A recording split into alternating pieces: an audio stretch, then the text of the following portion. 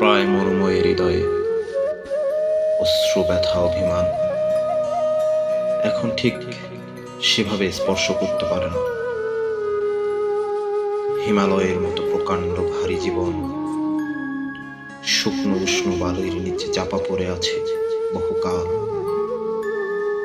কি অদ্ভুত যন্ত্রণায় গোটা জীবন ভর নিজেকে নস্যি করে সেধেছি শুধু তোমাকেই, না দেখলে না জানলে।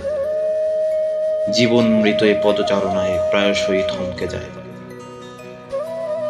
মাঝে মাঝে ভর দুপুরে অন্ধকার কোঠরে নিমজ্জিত হই, কখনো নিশির শুনশান আলিঙ্গন করি